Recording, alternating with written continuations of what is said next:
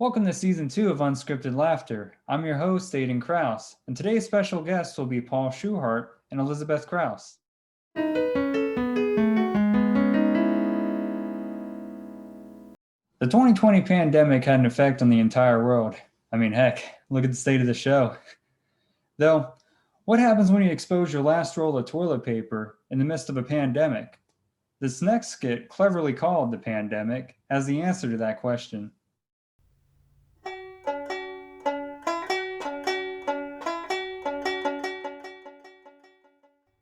I'm so glad that dolphin flu is finally over.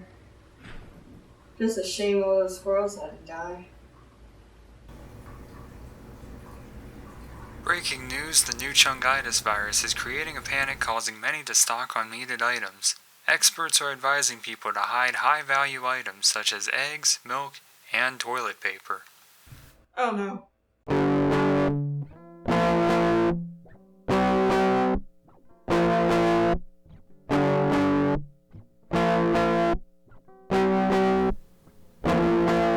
That's some mighty fine toilet paper you got there. Good for squeezing. Good for tasting, too.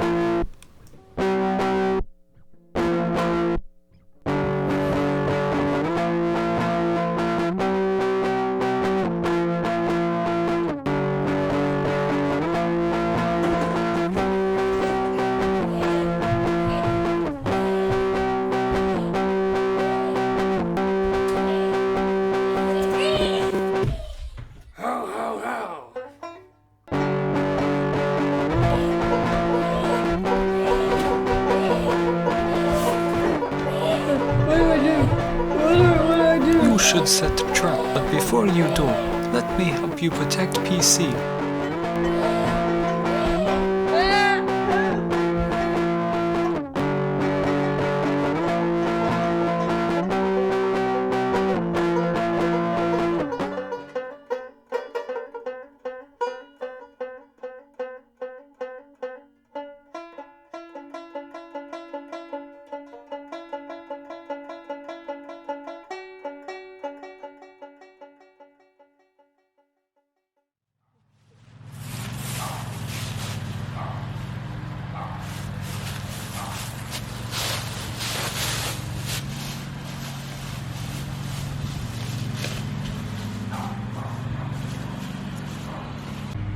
Be free. Be free with the rest of your time.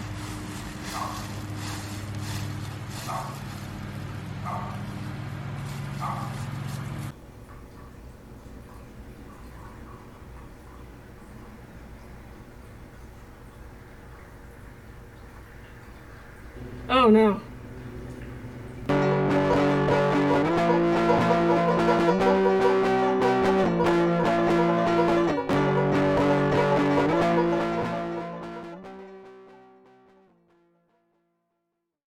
So, I'm sure many of us have had, well, maybe not have had that same thing happen to us, but I'm sure many of us kind of experienced something like that during this pandemic.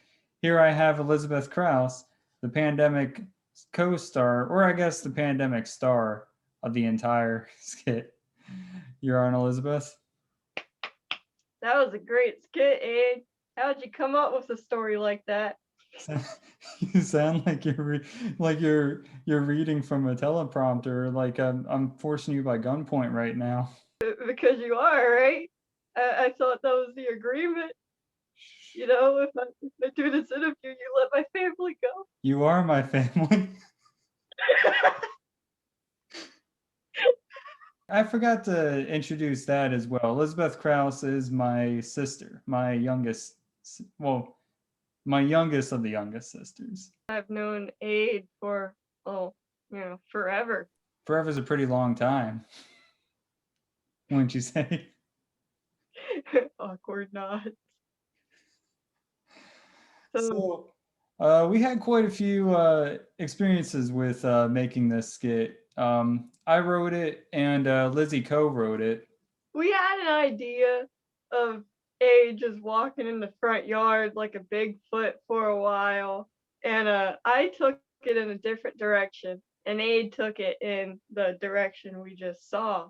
So the video, we both kind of made our own videos, but it was all based off Aid walking like a Bigfoot outside our front yard.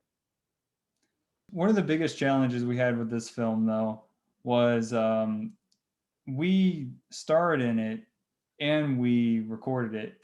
We were the ones behind the scenes. There wasn't anybody behind the scenes, so we had to. Everything was just the two of us. Yeah, that was a challenge, but I thought the biggest challenge was a ranch glove. You know, the glove I let you borrow for your hobo costume, but I'd accidentally dropped it in some ranch and it still smells like ranch despite me washing it like 5 times. Yeah, that is kind of funny. You look back at the skit, and I forgot to bring both my gloves to film. One of them wasn't there. So I had to borrow another glove, which kind of adds on to the crazy doomsday prepper vibe. My favorite part's when you step on the stick outside because our backyard is filled with a bunch of mole holes and spider holes because spiders build their webs in them holes. And Aid, you can see him step on a stick and then a bunch of leaves just ruffle up. You know, I remember recording that small scene of just me walking into the woods way more than I should have. Like that should have only taken like a minute, and I think we did like 4 takes or something. Well, one of the takes, I accidentally strangled you. Oh yeah, I do remember that. So we actually have a blooper of one where like she was trying to get the cord thing off, and I ended up like falling down. Like she ended up just pulling me to the ground. And I smacked my head with the one. The car pulley. I was like, woo! Oh yeah, we have a blooper of that one too. Projects are always more ambitious at the start, and then the more it drags on, the more you realize that certain things just aren't gonna happen. It sucks, but it's reality. Yeah, you got to do what you got to do, and we did pretty well on this. Duncan staring out the door watching us. Oh yeah, the dog. Yeah, we forgot to mention the dog.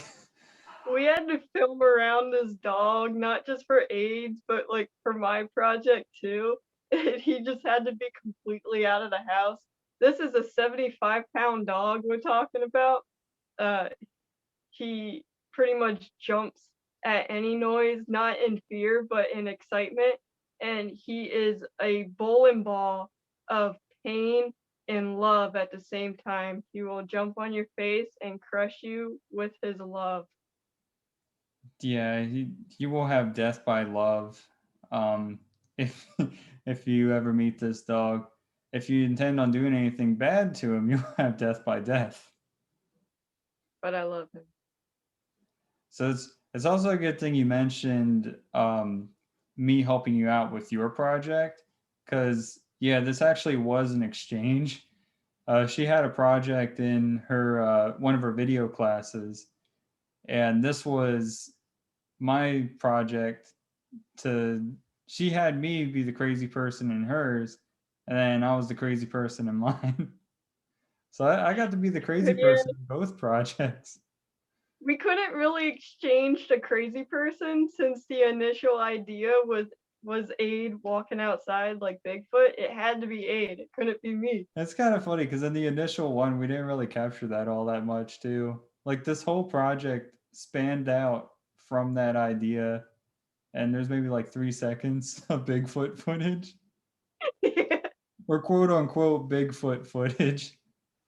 So how about you talk about your banjo cover? Oh yeah, I forgot to mention that. So I actually did the music to this one as well. And for once, the music in this was actually less irritating to produce than it usually comes out on these projects. It takes me a long time to do music for these projects. But I know when we were talking about this, I really wanted to do a banjo Yeah, cover. some of those shots of you running on the floor towards me in particular were terrifying.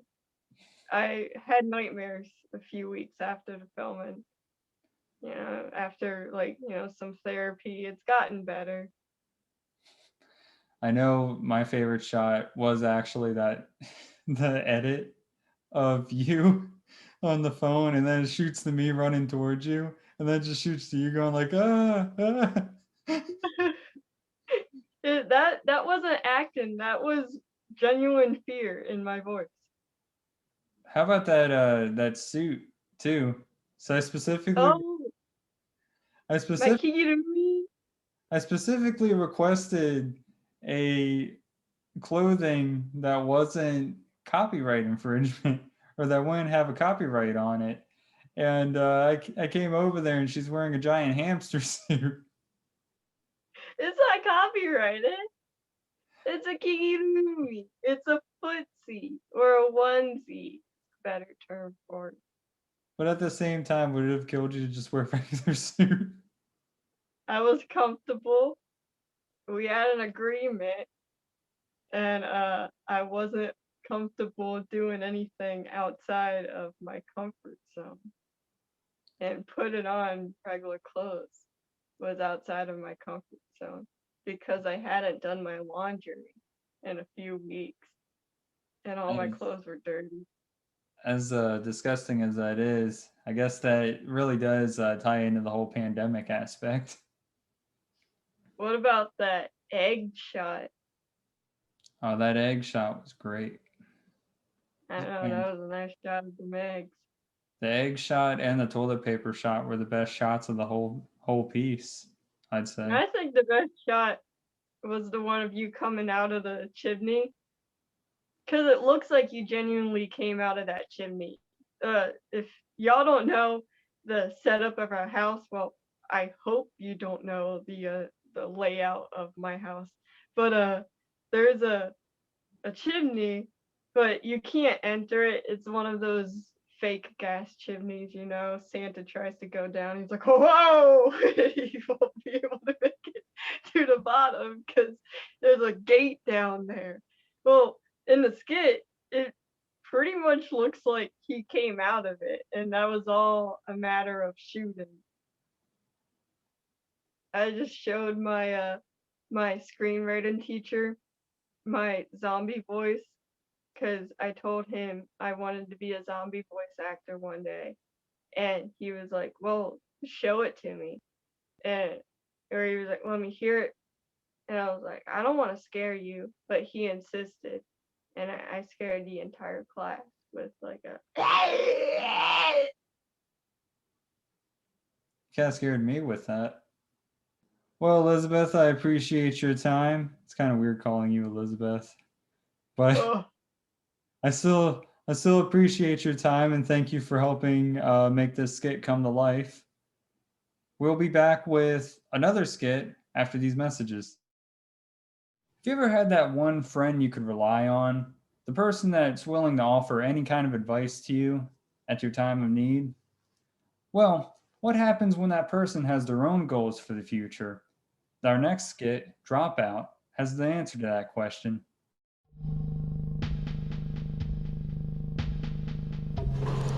You have two different points, but you're fighting for the same thing. If you don't do it now. I know, it's just a little dangerous, don't you think? Yeah, I don't want to get you to do anything you don't want to do.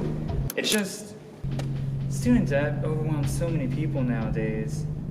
I don't want to end in a situation that you can't just walk away from all this. What would I do? What would I tell my parents?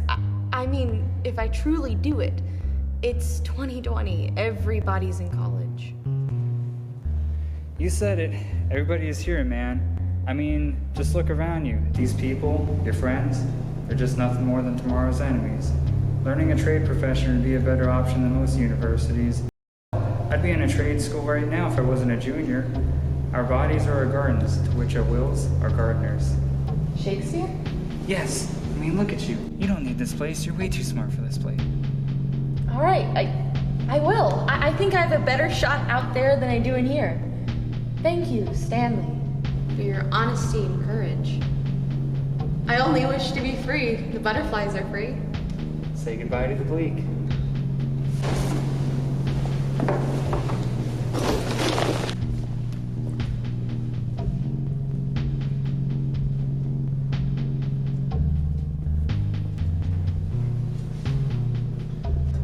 Finally, I'm one step closer to having an entire parking lot just to myself.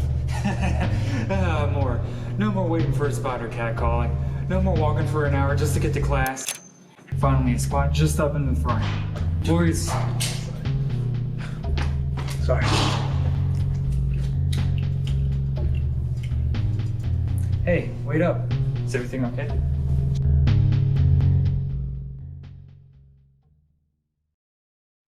So, Paul, I guess technically you did get what you wished for in this skit. I mean, we do have a lot more parking now than we used to.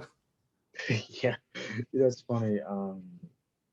Karen Bullis also said the exact same thing to me. Like, I want to say like maybe like 2 weeks ago. I'm really glad that's on there, buddy. Nah, parking it's much nicer now. You get in, you get out. It's everything I ever wanted. Yeah. So Yeah. So, I guess what we can introduce to the audience, this skit was actually made the day that the pandemic was declared. It was made before we were told we couldn't go back into the buildings or anything such as that. And it's kind of funny looking back at it. Technically, this piece could be considered as lost media, but it's not exactly lost anymore. Yeah. And it was actually originally, you can tell more about it, Paul. It was actually originally going to be for the Jackson Alley 2020 Yeah. Film Fest. Yeah. So I don't remember exactly when the Jackson Young Film Festival was supposed to be in 2020. I think it was supposed to be in like I want to say like sometime in March. So we thought it'd be a good idea to do it during the spring break. And obviously you were there, and we went on spring break. I think we did it on the second, third day, and like we were like done wrapping up filming for that day, and we were like, oh wow, we all looked at our phones like, whoa, like this is a pandemic now, like they're talking about closing everything down. Like, we might not be able to finish this. It was pretty surreal. It was pretty crazy. Like I was like, is this the skit? Am I the one being punked? So I mean, how did you feel when you were there? Like, were you nervous at all? Yeah, you and me both, Paul. This was when 2020 hit, or at least the pandemic hit. I had a few skits that we were planning for Unscripted Laughter, the original Unscripted Laughter season 2. And at that time, I was new to the whole acting, writing career. I was new to the whole anything. So when I did this, and I remember it was quite a tedious process. We went through a lot of takes at that last scene. Shoot, I think we went through a whole day of nothing but takes for that last scene. Yeah. I could not get it right, and I'm still a pretty bad actor as it is. But yeah, it was an interesting day because I think the first day we shot it before the pandemic happened, and then the very next day was the day right after. And I remember we went out to go eat that after the first day, and my wife actually helped us out with the audio in this project. Oh yeah, she was great. She was wonderful.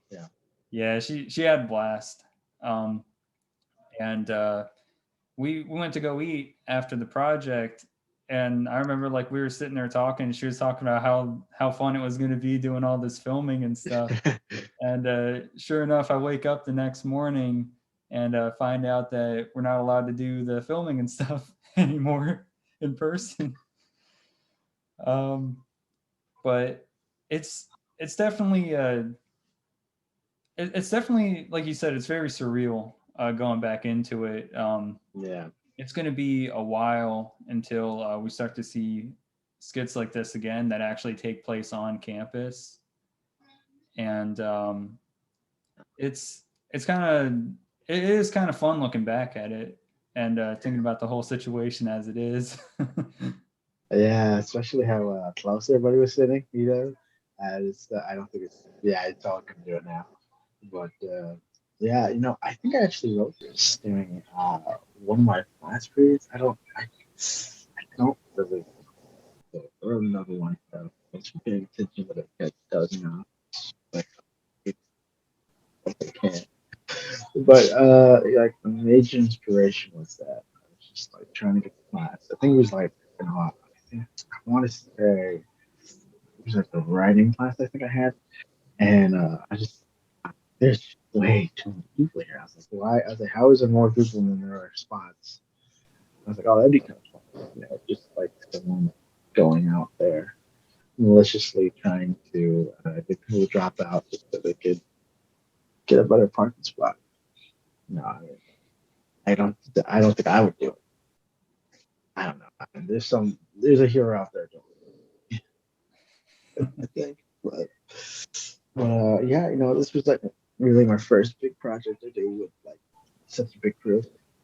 Like having two actors, an audio person, lighting, moving sets.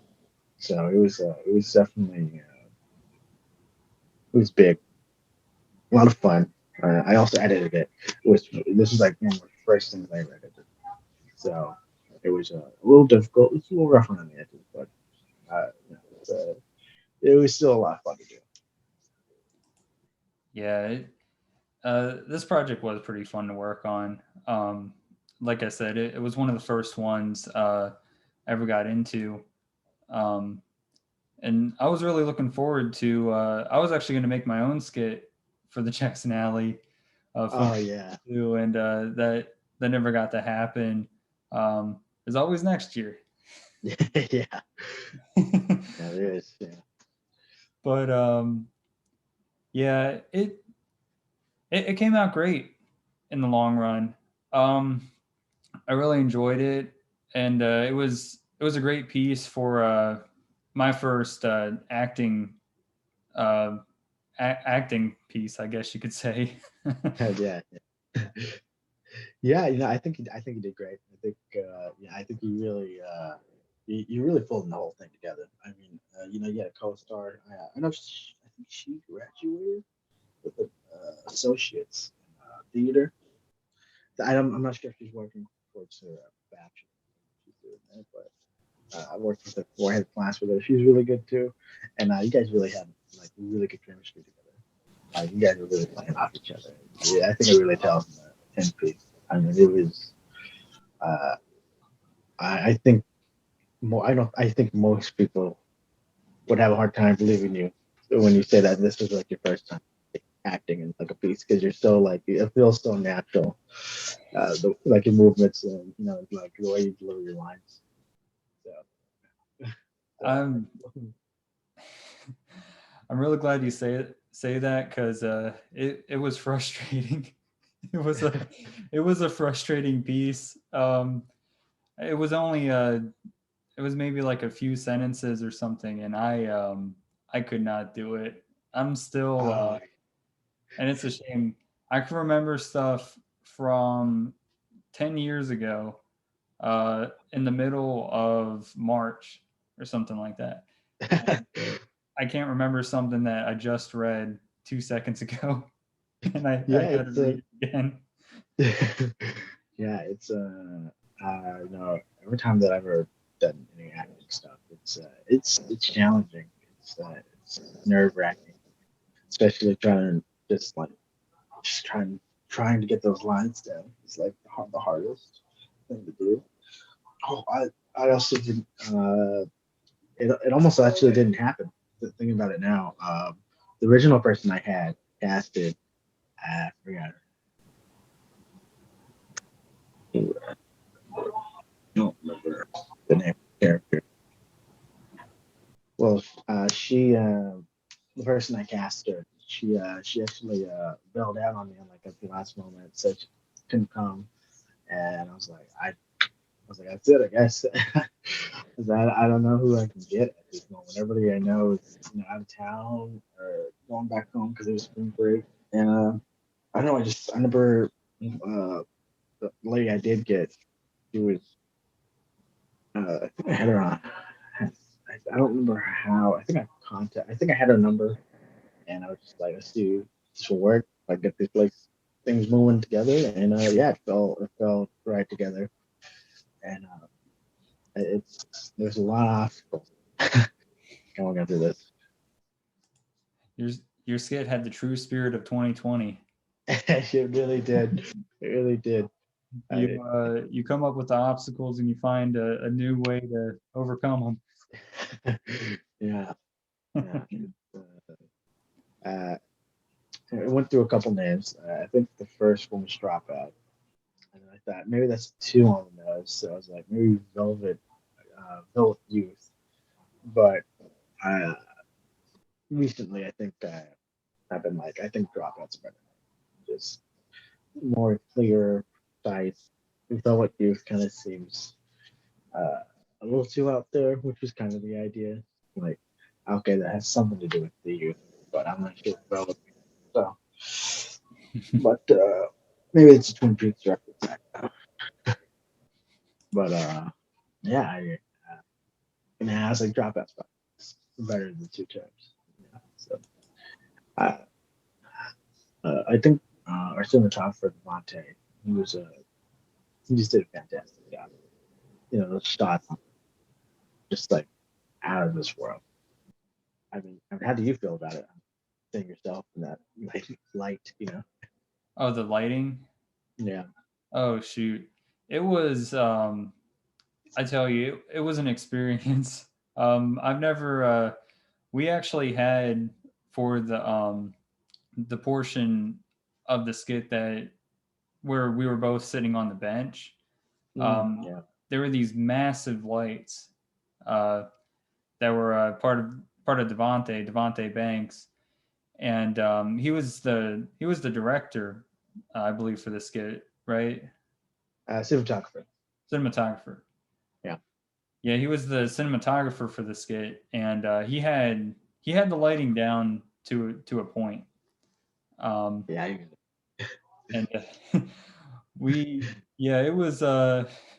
was quite interesting. And then even more so looking back at it, and I never seen myself from that side view before, especially with the shorter haircut. I was actually kind of embarrassed about my face in it afterwards. But yeah, it was looking back at like the cinematography of it. It was really good. It was fantastic. That was really awesome. Well, it was really nice having you aboard, Paul, and I appreciate you letting me use this skit for the season 2 or the official season 2 of Unscripted Laughter. Yeah. And that'll be all this time for now, ladies and gentlemen. Thank you for watching, and stay tuned for our next episode of Unscripted Laughter. Hopefully, it'll be here a lot shorter than it took for our hiatus from last season. Thank you again, and stay tuned for next time.